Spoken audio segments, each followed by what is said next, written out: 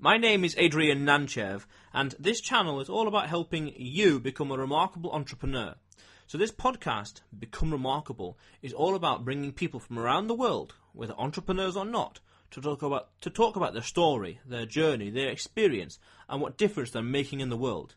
Today, I'm joined with Richardo Johnson to talk about... Well, Richardo, please tell the world, who are you? What's your story? What difference are you making in the world? Well, who Richardo Johnson is? I'll start with he's a very ambitious young man who always seems to be going against the grain in so many things regarding society, regarding, what's right, what's wrong, and basically just to, he's always searching for answers to certain questions that seemingly don't have answers to. My story, I would say, it's quite an interesting story because I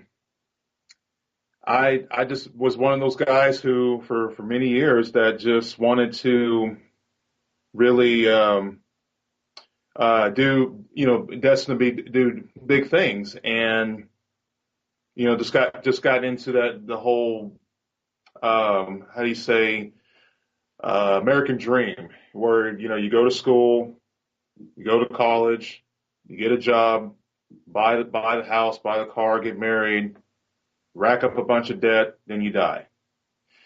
So whereas I've been working for all these years that I've been in existence pretty much, or at least part of it. I just realized that there's a lot more to that. There's a way that you can create a certain path to where you don't have to worry so much about if I don't finish school, am I going to be looked upon as a failure, or if I'm working for somebody else, am I going to be looked as a subservient or something like that? That's pretty much where I am right now, is just finding that finding what ticks in my mind, and just trying to share that with those that are not just in my inner circle, but those that are around that may be going through the same experience that I have. Oh, all right, okay. So what is it you do now then, and what difference are you making in the world? Well, right now, my job that I'm doing right now is, I'm an insurance agent. I've been doing that for, I would say November will be 8 years. And so, I primarily sell insurance. I offer advice, consultation, stuff like that. Now, the avenue that I've created for myself that has been in the works for about a year now is investing in real estate. I partnered up with a couple of local investors here, and it's just a chance for me to be able to create a financial freedom, not just for myself, but to provide a bigger opportunity and bigger service for those that are that may be in despair. That's the way I see myself. Whether I'm doing insurance or whether I'm exploring this new opportunity, is I'm providing a service that can help so many people in so many ways. So would I be right in saying that you help people become financially free by Mm-hmm. investing in real estate in the States? Mm-hmm. All right. Just investing in real estate and offering a solution for, let's say, someone that is going through a divorce, or is going through a foreclosure, or probate situation, stuff like that. And and then as far as on the other side of the coin, there may be somebody that is looking to get a nice return. I would say between 8 to 12% on their initial investment, and whereas real estate it's a little bit more um, safer, so to speak, than and putting all your money into some investing company where you may only see 5 to 7% of your of your return. So it's kind of a win-win for everybody. I mean, I help two people come together as far as bridging the whole financial gap for the homeowner, and then I find a way for this person on this side to get a nice return on his initial investment or his project. Yeah, all about investing. Yeah, I'm planning low priority, very low priority right now, but just working on a few other stuff. Investing in the UK. There's a lot of Uh-huh. opportunity long term here in the UK. It tends to be down south, has more capital appreciation and capital gains, whereas up north is a lot more. The yields on rent are a lot higher. But it's interesting to know, as a side thing with property and real estate, is that forever, nominally, certainly, the prices will always go up and up and up. On a 100 years chart, might be blips and all the rest, but the trend will always be upwards. Whether it's Oh nominal yeah. or even in absolute terms, but the price is always going to go up. And certainly Hmm. for the UK, it has been doing that for the past 1,000 or so years, since the 1066 and the Doomsday Book with regards to Norman the Conqueror. So 1066, 1,000 years Yeah. ago. So that's a big. Battle of Hastings. Beg pardon? Yes, The yes. Battle of Hastings. Yeah. Yeah, certainly, yeah. But the problem with that is everyone knows about that. So it's like 1066, Doomsday Book, Battle of Hastings, whatever. Everyone knows that. Just be different. So I think, as an investor myself, I think property is really good. My only quarrel with it is when you're like the landlord side and you're buying condos or single lets. I'm not sure what the terminology is in the States, but certainly condos, for example, as an individual unit or the whole thing, you've got to sort out the mortgage. You've got to get the tenant. You've got to manage the tenant, all the procedures, all the compliance, and getting all this stuff happening. Whereas if you go into, say, REITs, or you're just even I don't know about the States, but in the UK we have a burgeoning crowdfunding platform where people who own or investors who want to buy a property, they need 100k, for example. They can either go to the bank, angel investors or venture capitalists, or they can go to the crowd, which is essentially just the community saying, to almost unsophisticated or newbie investors, or even sophisticated investors, where it's saying, here's the website, I need 100k, and there's 1,000 people that's willing to give you £1,000 or 100 quid or whatever the numbers might be, 100 Right. people or whatever. And that, I think, is that those two ways, REITs and crowdfunding, is an alternative way of investing in real estate. Because I'm lazy. I don't really want to have to. But if I have to, I don't really fancy dealing with tenants, letting agents, mortgage brokers, and all the rest. But it seems that Hmm. that's where the real returns are. But there's so much more headaches. Whereas if you have an account and invest some cash, couple of quid, whatever, a day or a week or a month, just continually pushing in. As long as it becomes no money down and the numbers are right, Right. it might not be as Right. good, might not be as nice on the balance sheet compared to investing in general, like physical. But the headaches, next to none. Just check it once a month, any balance or any rental income or whatever, dividends or capital growth, done for the month. What's next? What else have I got to do? That's What? true, and I'll add to that real quick. That I mean, that's funny that you mentioned how that is over in the UK, but here in the States, I would say, I mean, and this goes back to being in the all the major players in the housing industry. You got the insurance guy, you got the contractor, you got the title company, you got the mortgage company, et cetera, et cetera.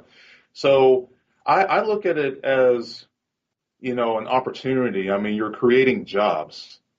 When you're going in and you're looking at certain properties, and so you do your comps, you do your diligence, your pulse in the market, that sort of thing.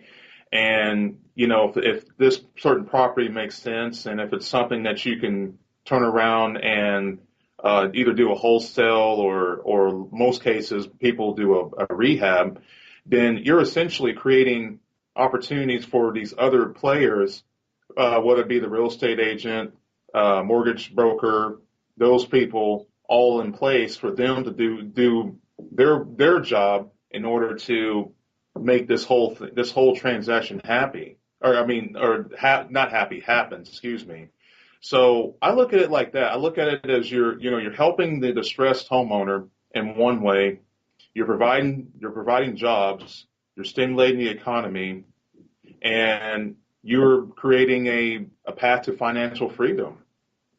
And that was the thing that attracted me about doing or getting into real estate investing. It was certainly a difficult road, because you got all these gurus and these traveling roadshow circus companies that go from city to city, doing these seminars, and so the seminar, depending on what you're wanting to get out of, if you're wanting to get information, you're better off just going directly to YouTube and watching some of the videos or getting books, because you're just going to waste two hours of your time, and most of these companies are just out there to upsell you. Yeah, I find that with YouTube, general principle is that the fewer the viewers it has, the more accurate it is. The more views it has, the more hype or more common knowledge it is. And all the real worthwhile stuff are things that have been uploaded for... The longer something's been uploaded, and in relation to other videos, the fewer views it has got, the better. So if you watch a video by some people talking about investing that was uploaded 3 or 4 years ago, and it's only got 70,000 views over the course of 4 years... then the chances are the quality in there, the content and the information will be worthwhile. Because if it's got 500,000 views in a weekend, uploaded on a Friday, and it's like, yeah, this is common stuff, or it's very very hyped, or with anticipation of upselling and all the rest. Because that's Right. what it's all about, more views and exposure. But I'm very curious then. What do you think the state is like, the state of real estate in the USA? Good, bad, ugly? I say right now, I mean, of course, almost 10 years ago, I mean, we had that recession and stuff like that, and things were bottling out. But I say that there's a lot of good markets here in the States to invest in real estate. I mean, I'm of course in Texas right now, Dallas Fort Worth area, and Fort Worth, where I mainly reside, where I do reside in. I mean, it's a good area. Dallas is always going to be one of those areas where people are going to be coming in, and you got people coming in from California and coming in from New York, and they're just buying properties left and right. Austin is a major city to invest in real estate, and I would say other places like Miami and Las Vegas is another one as well. So I mean, there's been plenty of potential. Yeah, I with the States, I can't imagine where it's a good place to invest. I have no idea. I feel New York City and Seattle are good, but I heard that the main key hubs in the States are Miami, Texas, Hmm. New York City, Hmm. California or LA, and I think Seattle. Those are the main places with regards to doing business in general. So by Right. that logic then, and by extension, I think people will then always be moving to those places, and that's where the main populations are going to be. And when there's population, when there's people, everything else follows. That's right. But what can you tell me about Texas then, with regards to real estate? Because I've never been to Texas. I personally have been to DC, New York City twice, and Boston, and then Lexington and Concord for a bit of history and American Revolution, Independence War, a bit of history, holiday kind of thing. What can you tell me Right. about Texas? Because all I imagine Texas to be is a bit of a ranchers and a bit flat. That's all I really imagine. Hot. I imagine sun, a little bit of desert, ranchers. I don't imagine cowboys though. That was like 100 years ago. But that's all I imagine now. And sun, a lot of sun, and flat. Well, I love it. I love it.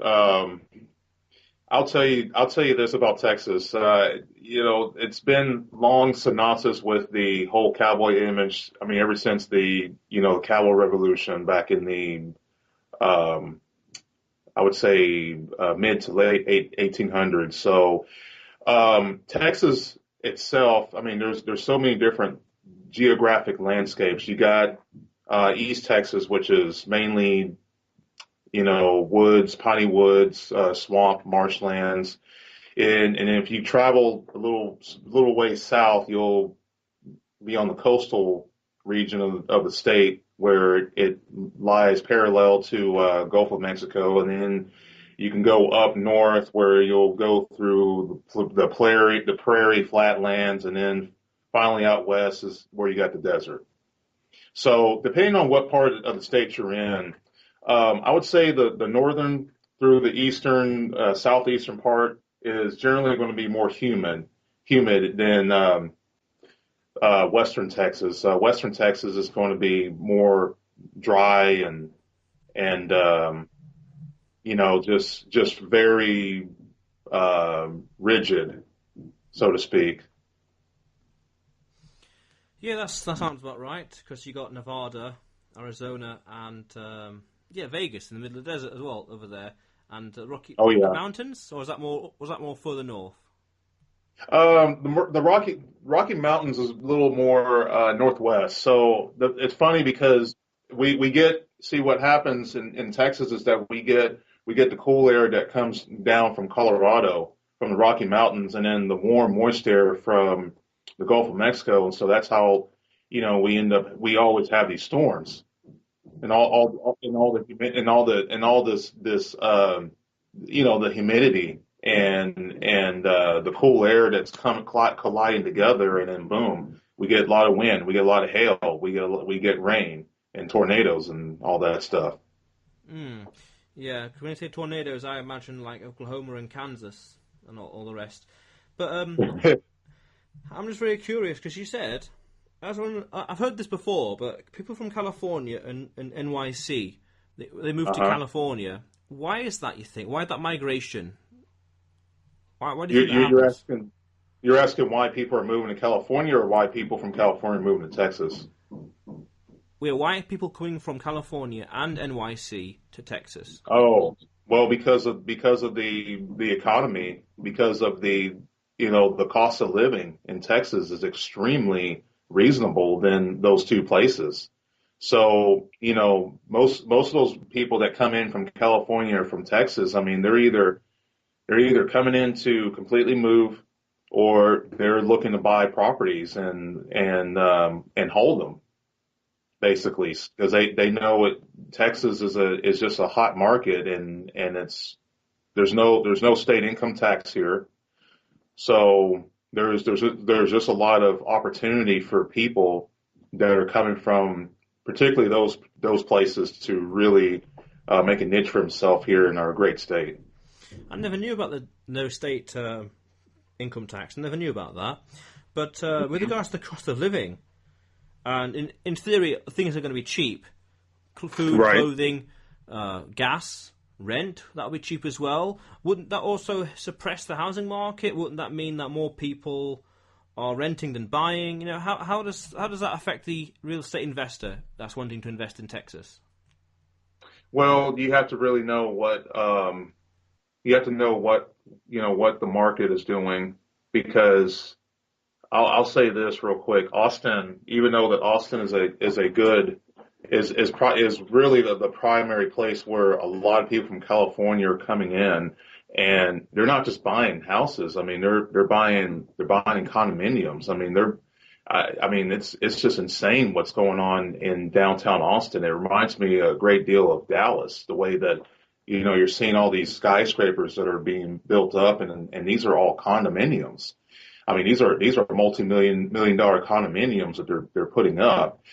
Um, I would say that the average person, if you travel for your work, most of the time you're going to want to rent, and because you never know if you're going to be at this city or if you're going to have to get up and move to a whole different place. So a lot of times it's a lot easier for those people to be able to rent out. And with that being said, those people that are coming in and buying and holding properties, they have an opportunity to really make that residual passive income as they bring in tenants and so forth. I mean, it's just it's ridiculous is how much profit you can make off of that. But the cost of living, I would say, in Austin is it's pretty high. It really is. You're going to have excuse me. You're going to have a really good job in order to make ends meet down there, in particularly. I never knew. Interesting. Austin Yeah, is quite expensive. it But is. speaking of making ends meet, what do you think about this potential crash coming up in the next few years? Maybe as early as 2020, because you said Hmm. that there was a bit of a bottleneck 10 years ago, and Right. cycles and among other things about fundamentals, we're due for another crash or another recession. Oh yeah. And then how what do you think about that? What are your thoughts? When do you feel it will happen? When do you think it will happen? And how do you think investors can help make ends meet when that occurs? Because also at the same time, from my perspective, that even during a crash, there's plenty of opportunity, because when people are scared and selling, then Hmm. that essentially Hmm. means houses are on sale, they're on discount. Admittedly, it might be harder, maybe, to get the liquidity to purchase said house to purchase said houses, but still the things are on sale. So, what do you think? What do you feel? What do you predict?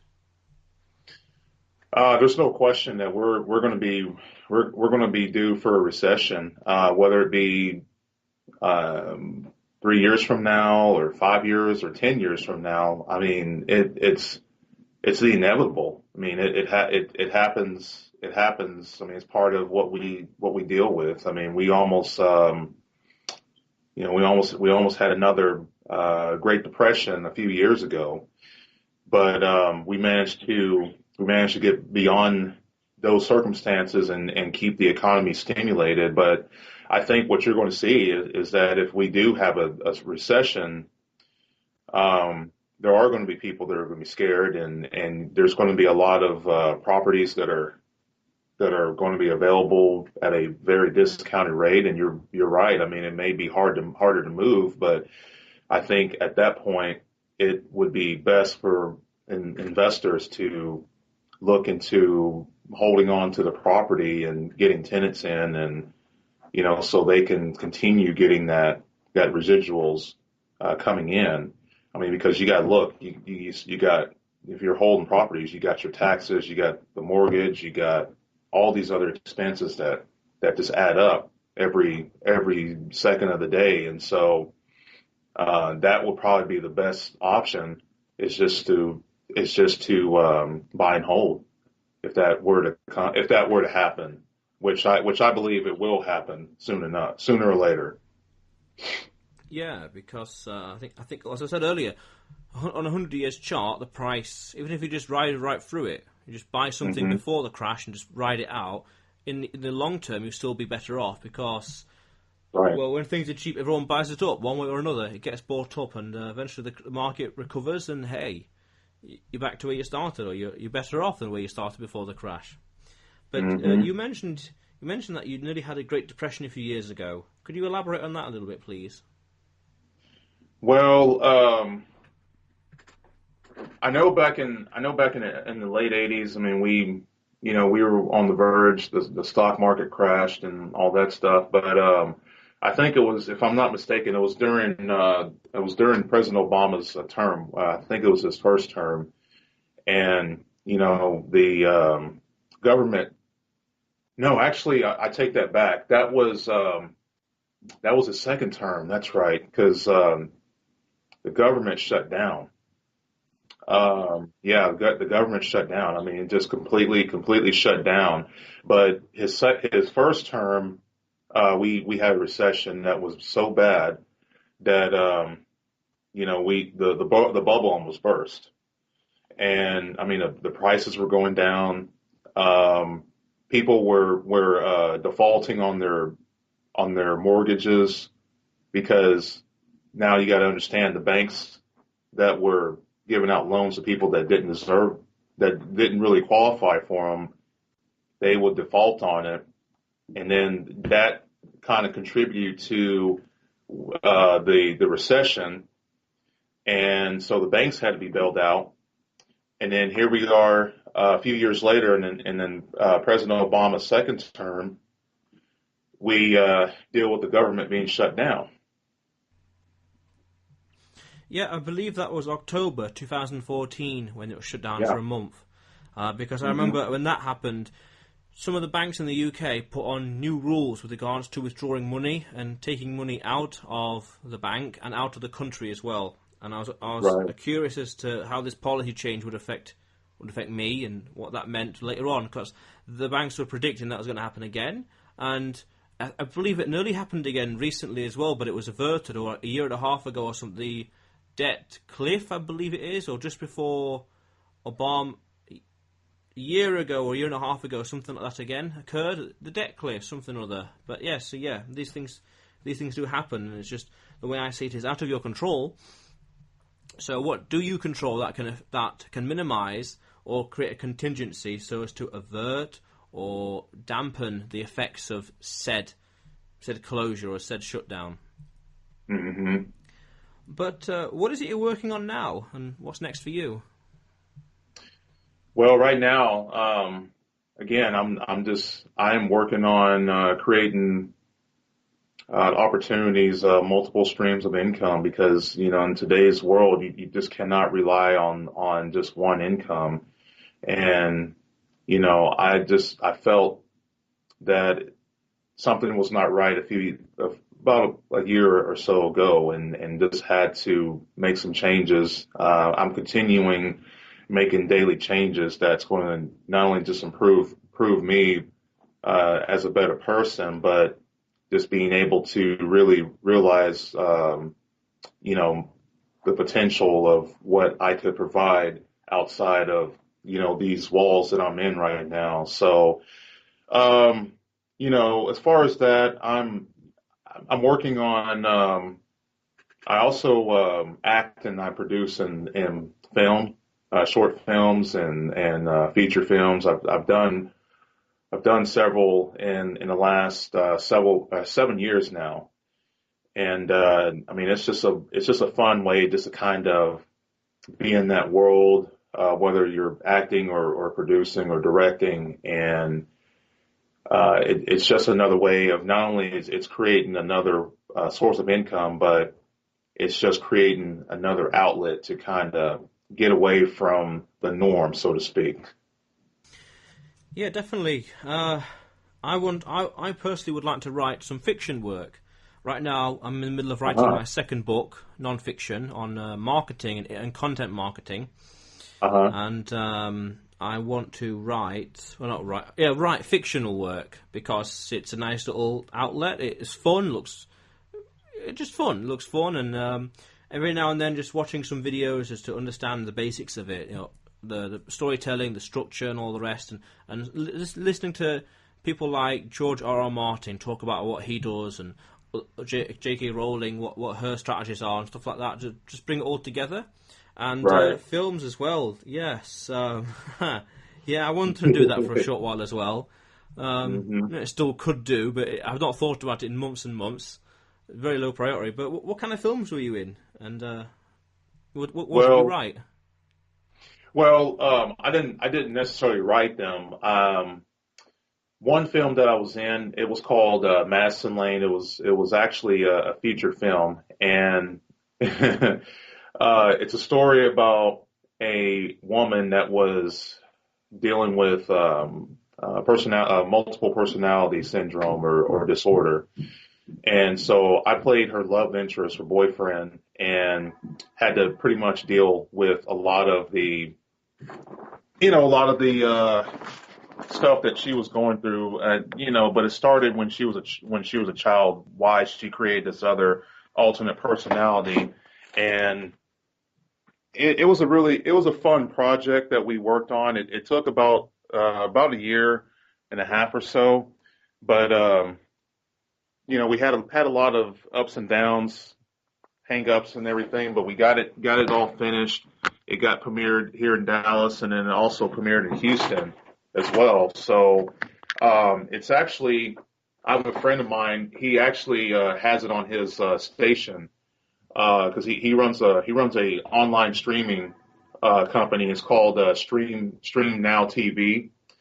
So it's being featured in heavy rotation right at this moment as we speak. And then another project that I did, this one was in Austin, but this was a short film, and it's called Tyler's Taxi.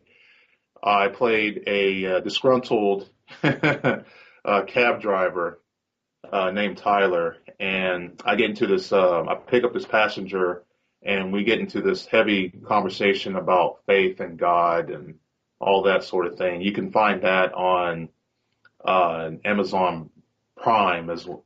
Well, you can find that on Amazon Prime. It's only 11 minutes long. Like I said, it's a short film, but it won a lot of accolades. We won the Laramie Award down at the Houston World Festival, and we're currently still getting submissions in other festivals for it. Oh, cool. I'll have to link these videos in the description below. But as we begin to wrap up the podcast, you mentioned daily changes. Like what exactly, if you don't mind saying so, please? Daily changes. What I mean by daily changes is, you're figuring out what's working and what's not. I mean, I have this motto that you take things one day at a time because we just don't know what tomorrow is going to bring. So you want to get everything that you can out of that one day that the man upstairs or whatever religion that you may believe in is going to give you an opportunity on. And so, where you may have said yesterday, well, I didn't try hard enough as far as my assignment that I was supposed to be working on. So maybe today I'm gonna do a little better.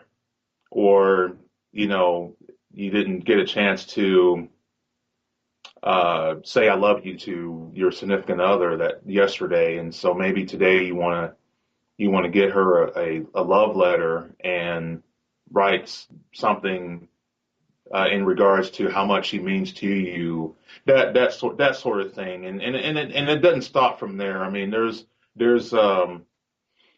you know financial, there's physical changes and mental changes, and I think in order for anybody to want to be able to succeed in this life, it starts in their mind. And if you don't have the tools and the mental toughness, then you're not going to be able to get anywhere. You're not going to pass go on the Monopoly table, basically. Yeah, definitely. Strong mentality is very important for business and sticking to it and all the rest. But, yeah, definitely. And with regards to the one day at a time, living in the now, that's what I used to say, being present to what's happening and be just being there, living in now, and not being too anxious for the future, but also at the same time not looking forward to the weekend and dreading Mondays and loving Fridays, because by dreading Monday you're throwing away 1/7 of your life. Exactly. I totally agree with that. Totally agree. Yeah. So, So what's the best way for the audience to get in touch with you? Well, best way for the audience to get in touch with me. Obviously, my Instagram page. I am Ricky Rock One. That's how you can find me. I'm in the process of creating a second page, and this is going to be geared towards my business. And the name of my business is Purple Ink Homes. And so, and then also you can find me on Facebook. My first and last name, obviously, Richardo D. Johnson. I'm not on Twitter. I don't really mess with Twitter or anything like that. But I'm building a couple of websites right now, and a couple places where I can do blogs and so forth. But mainly just Instagram and Facebook for now. But I'll definitely have like some sort of announcement when when I get my other pages start going in regards to the business. Yeah, so that's all right. Some solid places to get you on there. But Richardo, it was great having you on the show. Yes, absolutely, Adrian. I really appreciate you having me. This definitely made my Tuesday morning, and it it's just it's keeping me focused, and I'm just glad I'm able to kind of share a few things, and for the next person that may want to kind of get a little push in their life. Yeah, great. That's really good to hear. Curious though, what time is it there? Quickly, is it like 10 a.m. there? No, sir. It is 8:55 right now.